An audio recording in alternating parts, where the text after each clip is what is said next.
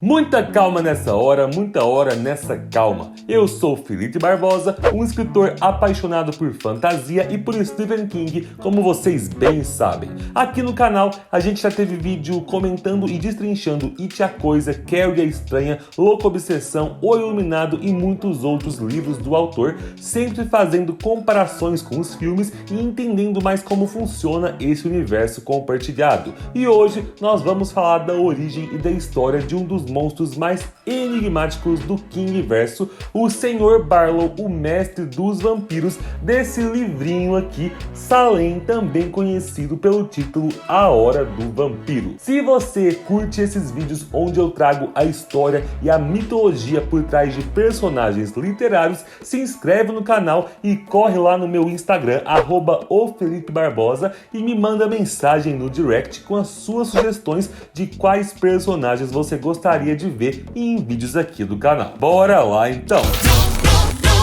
O vampiro Kurt Barlow apareceu pela primeira vez no livro Salem, que foi publicado em 1975, tendo sido o segundo livro do Stephen King a ser publicado depois de Carrie a Estranha. E até hoje nós já tivemos duas adaptações desse personagem para minisséries, e infelizmente nenhuma para o cinema ainda, porque já temos uma confirmada aí para o cinema que está em produção. Mas é isso mesmo que vocês ouviram, cambada. Muita gente fala dos dois filmes de Salem's Lot, acreditando que eles são longa-metragens, mas na verdade os dois são minisséries feitas diretamente para televisão, assim como aquele It a Coisa dos anos 90. E é por isso, inclusive, que tanto Os Vampiros de Salem, que foi lançado em 1979, quanto A Mansão Marston, que foi lançado em 2004, tem um formato tão longo e arrastado, com mais de 3 horas de duração, porque originalmente cada uma dessas minisséries era dividida em 3 episódios.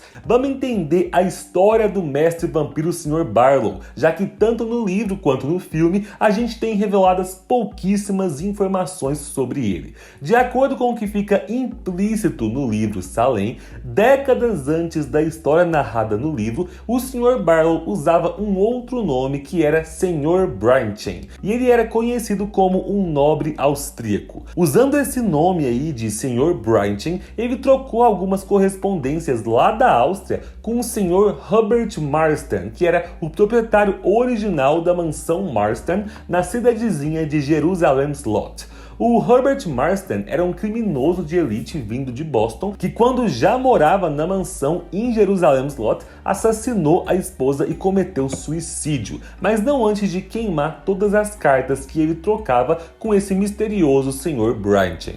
O que fica implícito então no livro é que ele teria feito um acordo com o mestre vampiro através dessas cartas, que eventualmente ia permitir que o vampiro viesse para Jerusalem's Lot e comprasse a mansão Marston da imobiliária para dar continuidade aos planos que ele tinha de criar um exército de vampiros ali na cidadezinha.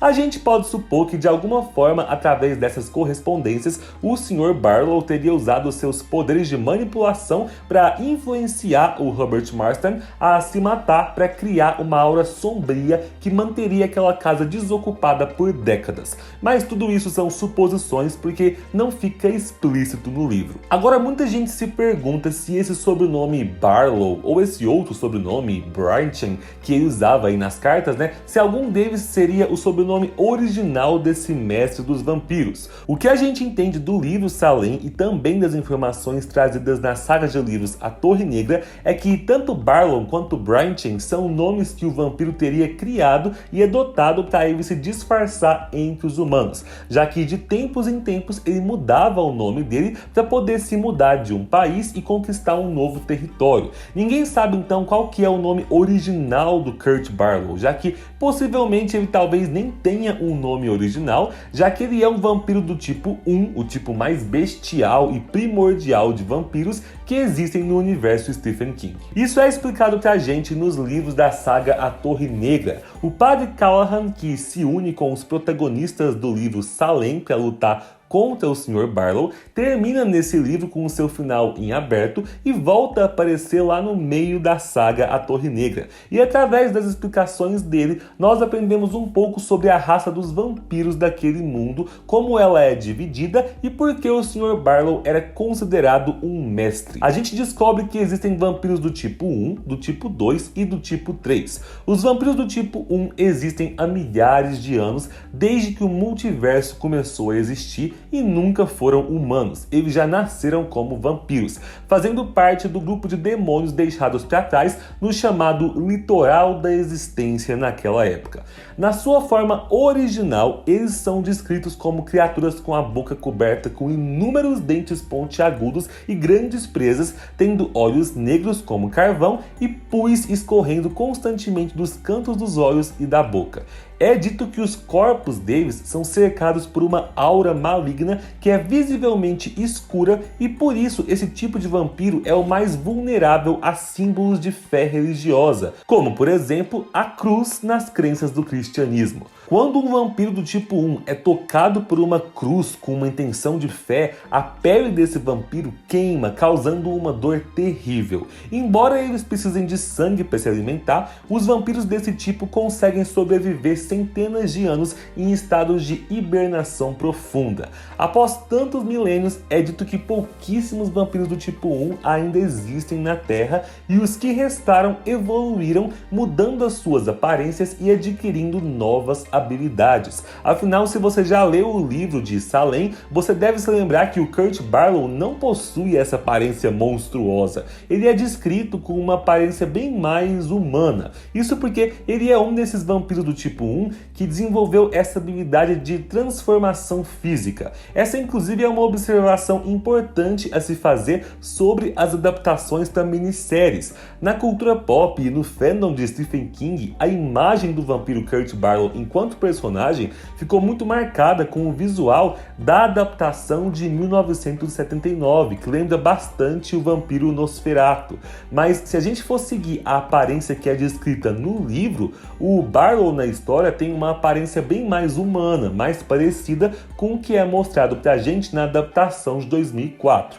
Mas ao entender sobre essa questão da aparência dos vampiros tipo 1, que eles têm aparências monstruosas, mas que eles podem assumir formas mais humanas, a gente pode entender que o Barlow, na verdade, é uma mistura desses dois visuais. Um seria o seu visual de monstro e o outro seria o seu visual para se infiltrar em sociedade. Enfim, quando um vampiro tipo 1 se alimenta de um humano, mas não mata esse humano, a vítima é transformada em um vampiro tipo 2. Esses vampiros tipo 2 passam a existir então como escravos dos vampiros tipo 1 e eles são seres quase completamente sem inteligência e sem vontade própria. É por isso que quando esses vampiros tipo 2 perdem o seu líder criador, como acontece no final do livro Salem, eles se tornam praticamente um bando de animais selvagens vivendo pelo instinto. E a expectativa de vida desses vampiros comparada com a dos seus criadores é relativamente baixa. Agora, quando esses vampiros tipo 2 atacam humanos, esses humanos são transformados em vampiros tipo 3. Esses vampiros tipo 3 são incapazes de transformar suas vítimas em novos vampiros.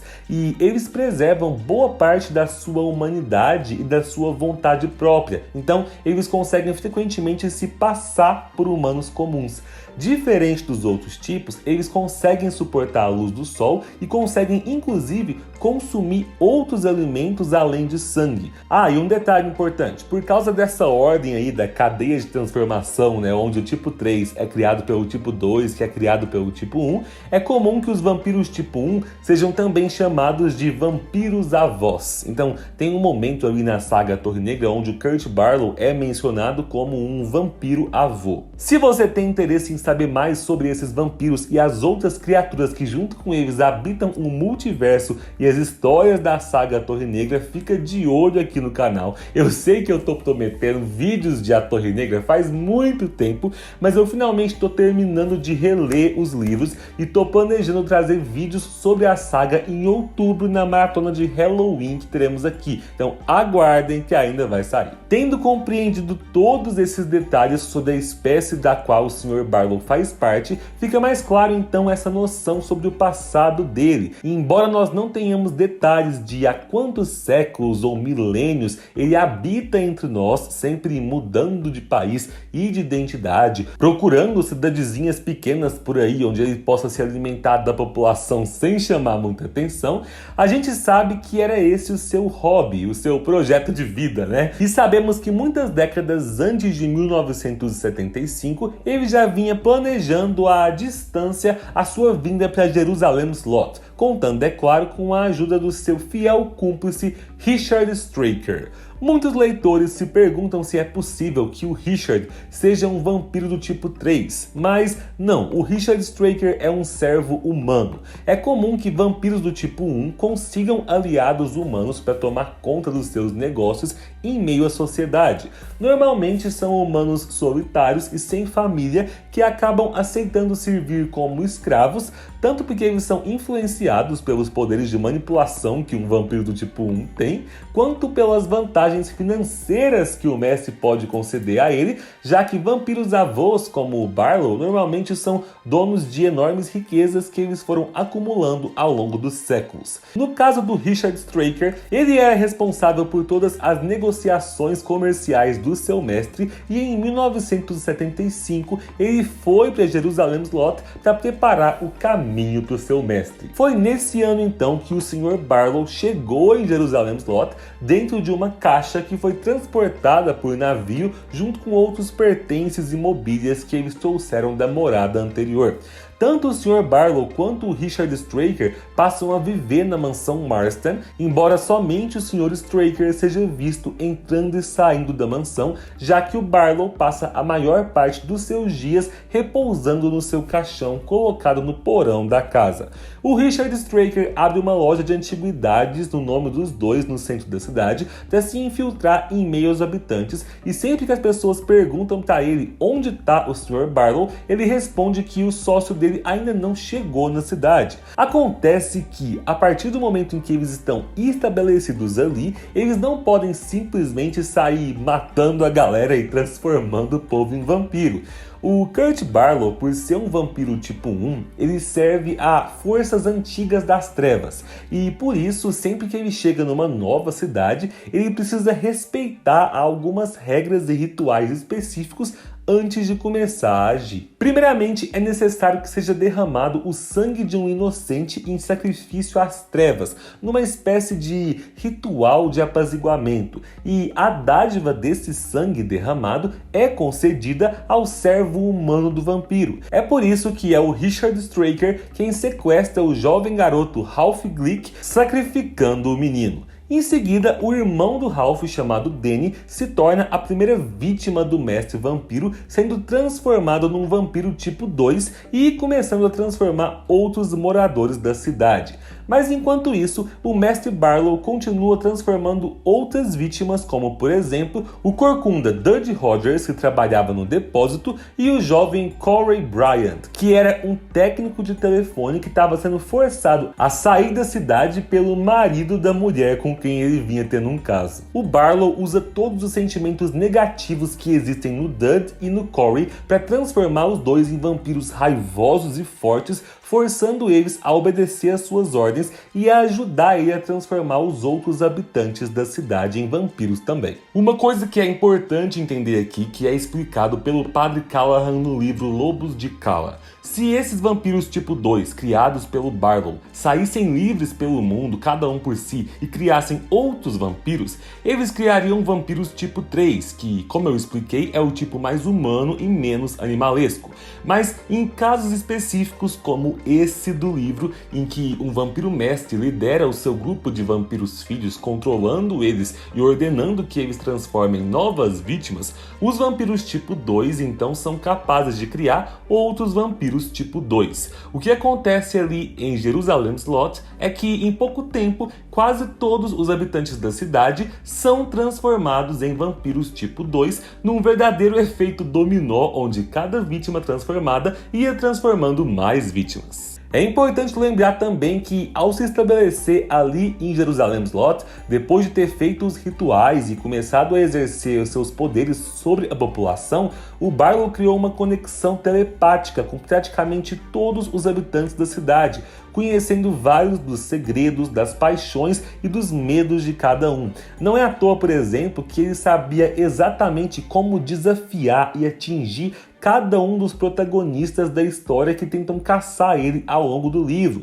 Por exemplo, ele sabe dos sentimentos que o Ben Mears, que é o escritor protagonista da história, que está tendo um relacionamento com a jovem Susan, ele sabe do que ele sente por ela. E quando a Susan invade a mansão Marston, ele transforma ela em vampira e deixa ela no porão da casa para que o Ben tenha que encontrar e matar a Susan. Porque o Barlow sabe como isso ia afetar o psicológico do Ben. Da mesma forma, ele sabe que o padre Callahan é um dos habitantes da cidade que tem capacidade suficiente para derrotar ele, mas ele sabe que a fraqueza do padre é a sua fé fraca. Então, quando ele enfrenta o padre na casa do garotinho Mark, ele desafia o padre a confiar na sua própria fé e jogar fora a cruz que ele estava segurando. Como o padre não tem fé o suficiente para fazer isso, a cruz perde o efeito contra o mestre vampiro e ele consegue não somente quebrar a cruz, mas também domina o padre Callahan, forçando ele a beber do seu sangue, transformando o padre num ser humano impuro, condenando ele a viver para sempre com um pedaço das trevas dentro dele.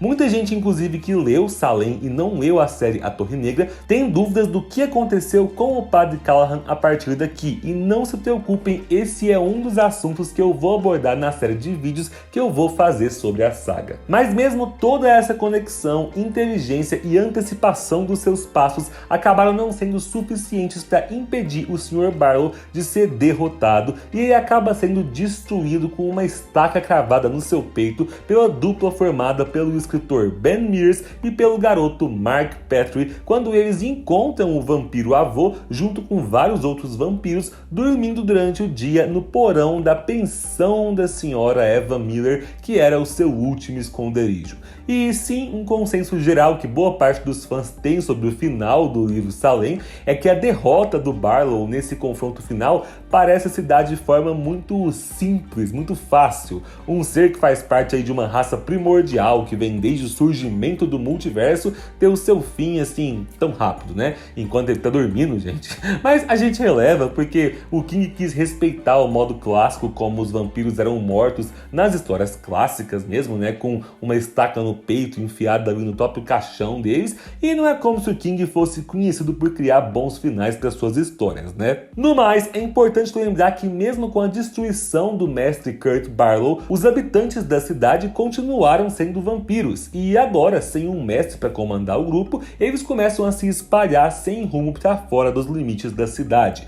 No final do livro, nós sabemos que o Ben e o Mark, algum tempo depois, voltam para Jerusalem's Lot e botam fogo na mansão Marston, onde eles acreditavam que boa parte dos vampiros estava escondida, causando um incêndio que se espalha pela cidade.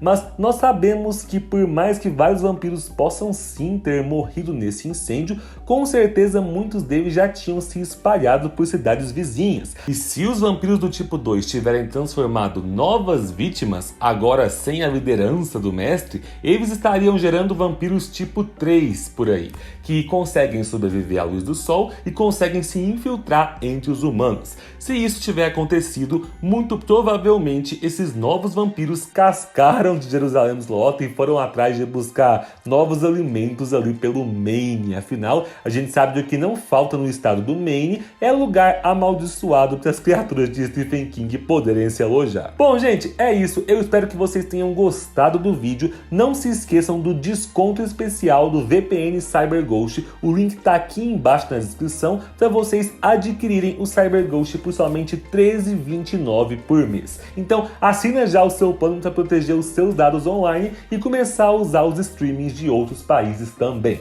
Para receber mais conteúdos sobre fantasia, horror e Stephen King, se inscreve no canal e ativa o sininho para receber todas as notificações. Obrigado pela companhia, um beijo e tchau!